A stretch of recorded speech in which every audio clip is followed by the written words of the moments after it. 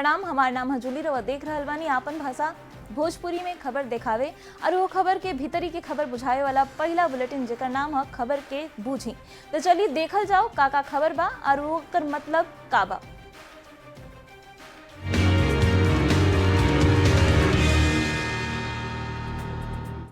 सबसे पहले बात बिहार में जारी एसआईआर के। राहुल गांधी निर्वाचन आयोग पर कई गो गंभीर आरोप लगैले जेकरा चलते सनसनी मच गई। राहुल गांधी के आरोप के निर्वाचन आयोग फैक्ट चेक कैलस और अब उनकर आरोप के जवाब भी दे देले बा।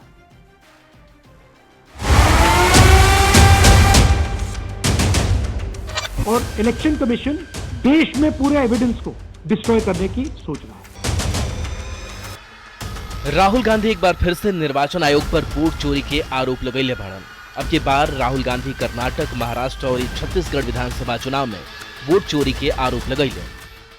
और इलेक्शन कमीशन देश में पूरे एविडेंस को डिस्ट्रॉय करने की सोच रहा है।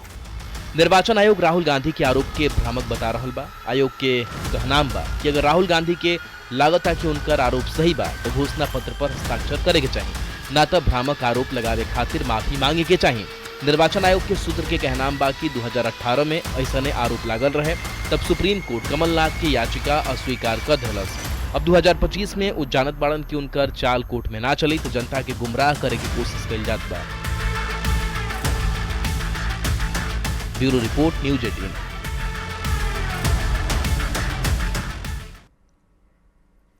तो राहुल गांधी जौन आरोप लगैले रहन ओकर जवाब निर्वाचन आयोग दे देले बा। अब ई जवाब के बूझी। 7 अगस्त के राहुल गांधी वोटर लिस्ट में गड़बड़ी के आरोप लगैले।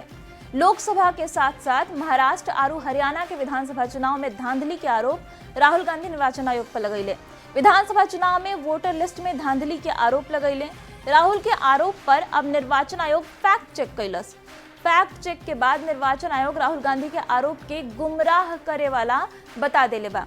निर्वाचन आयोग राहुल के आरोप के पुराना बोतल में नया शराब बतैलस। निर्वाचन आयोग जनता के गुमराह करे के कोशिश के आरोप लगा के उ कहलस कि निराधार दावा करके मुद्दा के सनसनीखेज बनावे के कोशिश हो रहल बा। बेतुका आरोप खातिर देश से राहुल गांधी के माफी मांगे के चाहिए, ये बात निर्वाचन आयोग के देने से कहल गई। अब तनी एक एक करके राहुल गांधी के उ 5 आरोप और ओकरा पर निर्वाचन आयोग के जवाब के बूझ नहीं जौन राहुल गांधी लगैले रहन। राहुल गांधी आरोप लगैलन कि विपक्ष के डिजिटल वोटर लिस्ट आखिर निर्वाचन आयोग काहे नहीं देत। तो इसी एकरा पर जवाब देलस कि मशीन रीडेबल लिस्ट के मांग सुप्रीम कोर्ट खारिज कर चुकल बा। सीसीटीवी फुटेज आरू जौन मांग कल जाता विपक्ष के देने से उ काहे नहीं दिल जात और केकरा कहला पर आखिर उ मिटावल जात बा। तो एकरा पर निर्वाचन आयोग कहलस कि 1 लाख पोलिंग बूथ के सीसीटीवी देखे में कम से कम 273 साल लग जाए। राहुल गांधी के अगला सवाल रहे कि फर्जी वोटिंग आरू वोटर लिस्ट में गड़बड़ी काहे भइल। तो निर्वाचन आयोग के जवाब आयल कि गड़बड़ी के लेके कांग्रेस अभी तक कौनो याचिका दायर नहीं कैले। राहुल गांधी के अगला आरोप रहे कि विपक्ष के नेता लोग के काहे डरावल धमकावल जात बा। एकरा पर निर्वाचन आयोग कहलस कि राहुल गांधी खाली आरोप लगावेलन, सीधा शिकायत आज तक उ नहीं कैले। अगला आरोप जौन राहुल गांधी लगैलन, सवाल जौन पूछलन उ रहे कि का निर्वाचन आयोग बीजेपी के एजेंट बन गइल बा। एकरा पर निर्वाचन आयोग राहुल गांधी के कहलस कि उ चाहे तो शपथ पत्र देस, ना तो देश से माफी मांगस और एकरा के लेके सियासत लगातार हो रहल बा। अब बढ़ल जाओ अगला खबर की ओर। बिहार में एसआईआर के ड्राफ्ट लिस्ट के जारी भइला के बाद अब 1 हफ्ता से बेसी टाइम बीत चुकल बा।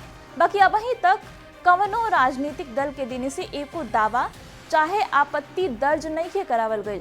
निर्वाचन आयोग अपन डेली एसआईआर बुलेटिन में जानकारी देलस कि अभी तक आम मतदाता के देने से 7,352 दावा और आपत्ति आ चुकल बा। बाकी कवनो राजनीतिक दल अभी तक एको आपत्ति चाहे दावा जौन बा पेश नहीं कैले, एकर संख्या 0 बा।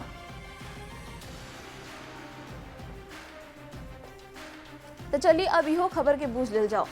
एसआईआर वाला खबर के बूझे खातिर निर्वाचन आयोग देखी कि 1 तारीख के ड्राफ्ट वोटर लिस्ट जारी कैले रहे।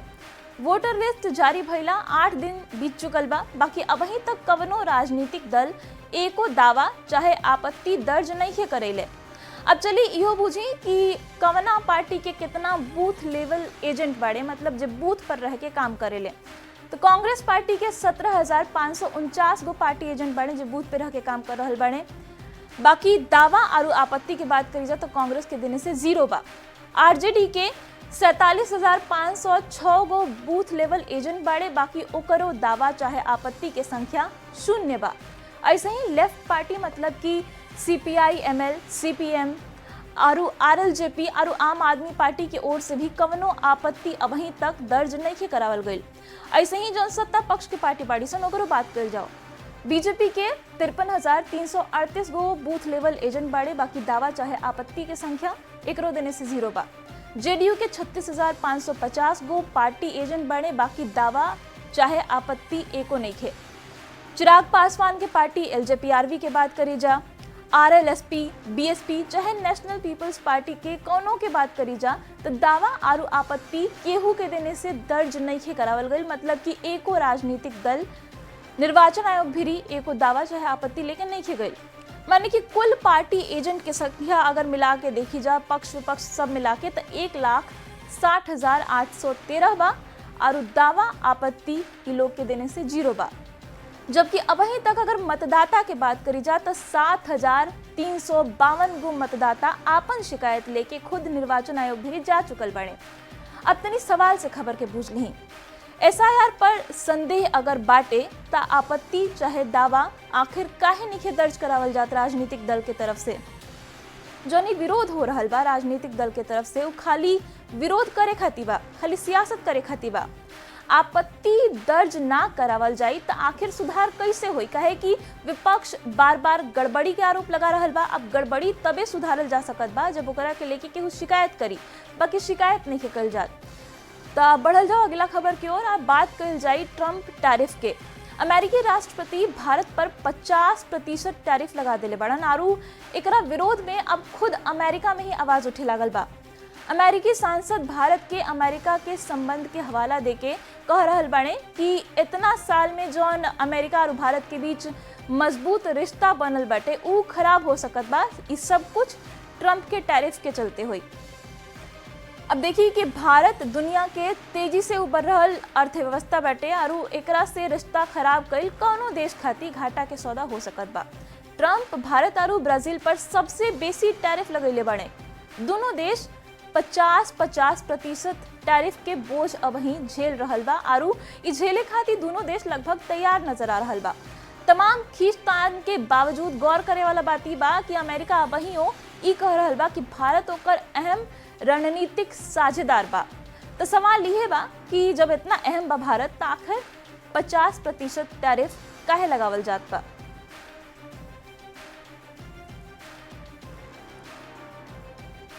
तो चलिए अब तनी खबर के बूझ लेल जाओ। ट्रंप टैरिफ के लेके अब अमेरिका में भी विरोध की आवाज उठे लागल बा। ताजा बयान यूएस फॉरेन अफेयर कमेटी के रैंकिंग सदस्य ग्रेगरी मिक्स के आयल बा। ग्रेगरी मिक्स कहले कि अमेरिका भारत साझेदारी के मजबूत बनावे खातिर सालों से कईल गईल प्रयास ट्रंप के टैरिफ वाला नखरा खतरा में डाल सकत बा। भारत और अमेरिका के बीच गहरा रणनीतिक, आर्थिक और दोनों देश के जो नागरिक बड़े उ लोग के बीच बहुत गहरा संबंध बाटे। जवन चिंता बा ओकर समाधान लोकतांत्रिक मूल्य के अनुरूप निकालल जा सकत बा। पारस्परिक सम्मान के साथे इस सब जन समस्या बा ओकर समाधान निकालल जा सकत बा। ई अमेरिकी सांसद कह रहल बने।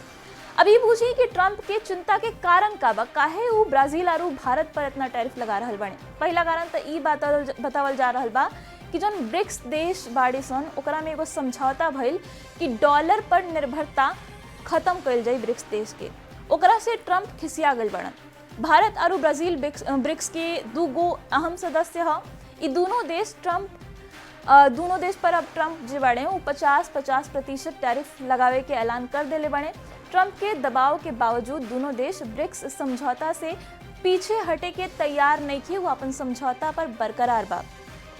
भारत के लेके ट्रंप के सख्त रवैया के 5 गो कारण बतावल जात बा। पहला कारण ई कि अमेरिका के कहला के बावजूद भारत रूस से अपन दोस्ती जारी रखले बा। रूस से कारोबारी रिश्ता नइखे खत्म कइले। दूसर का कारण बा कि रूसी तेल पर भारत अमेरिका के आईना दिखा देलस और कहलस कि जब अमेरिका और यूरोपियन यूनियन रूस से सामान खरीद रहल बा तो हमनी के आखिर काहे ना किनी जा। तीसर का कारण बा कि ट्रंप ए से खिसियाइल बने कि भारत एक बार फिर से पाकिस्तान के साथ जो सीज फायर भइल रहे ओकर क्रेडिट उनका के नहीं देत, जबकि ट्रंप बार बार कह रहल बने कि सीज फायर हम ही करवैनी। चौथा कारण बा कि पाकिस्तान समेत कई गो देश डोनाल्ड ट्रंप खातिर नोबेल प्राइज की मांग कर चुकल बा, बाकी भारत उल्टा एकरा पर सवाल खड़ा कर रहल बा कि आखिर का ट्रंप नोबेल प्राइज के हकदार बाड़न। पांचवा कारण ई बा कि अमेरिका के आरोप बा कि रूस से तेल खरीद के भारत ओकर फाइनेंशियल मजबूती दे रहल बा ओकरा के, और यही से ट्रंप नाराज बने। अभी बुझी कि भारत के प्रधानमंत्री ट्रंप के का जवाब देले। दिल्ली में आयोजित एगो कार्यक्रम के संबोधित करत घड़ी प्रधानमंत्री नरेंद्र मोदी कहले कि हमरा किसान के हित के रक्षा के कीमत चुकावे के पड़ी और हम एकरा खातिर तैयार बानी। वो कहले कि भारत अपन किसान, पशुपालक और मछुआरा के हित पर कबहू समझौता ना करी। मोदी कहले कि हमरा व्यक्तिगत रूप से पता बा कि एकरा खातिर हमरा भारी कीमत चुकावे के पड़ी, बाकी हम एकरा खातिर तैयार बानी। भारत अपन किसान के साथे मजबूती से खड़ बा और उनका लोग के हित खातिर जे कुछ भी करे के पड़ी उ करे खातिर हम तैयार बानी। तब भारत सीधा सीधा जवाब ट्रंप के दे दिले बा कि उनकर टैरिफ से हमनी के डराए वाला नहीं जा। बढ़ल जाओ अगला खबर के देने। चुनावी साल में एक के बाद एक नीतीश सरकार के फैसला पर सियासत गरमा गई बा। इन्हें नीतीश कुमार फैसला ले रहल बाड़न तो विपक्ष आरोप लगा रहल बा कि सरकार हमनी के नकल कर रहल बिया।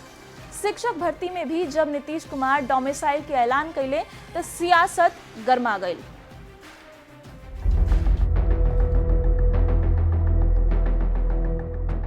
चुनावी साल में नीतीश सरकार एक से बढ़ के एक आरू ऐतिहासिक फैसला ले रहल बिया।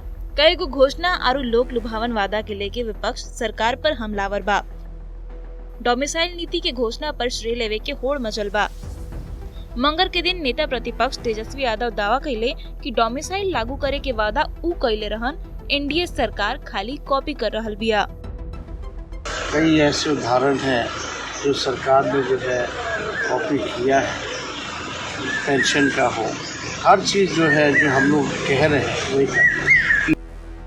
विपक्ष के क्रेडिट पॉलिटिक्स पर पलटवार करके डिप्टी सीएम सम्राट चौधरी पूछले कि फैसला नीतीश कुमार ले रहल बड़न तो विपक्ष के क्रेडिट कैसे मिल सकत बा। सम्राट एक्स पर लिखले, लालू आरू कांग्रेस के राज में ना रोजगार आइल ना व्यापार, एनडीए कुछो करे त कूद के क्रेडिट लेवे निकल पड़ेलन। आरजेडी कांग्रेस के पहचान बा एगो क्रेडिट खोर तो दूसर का क्रेडिट चोर।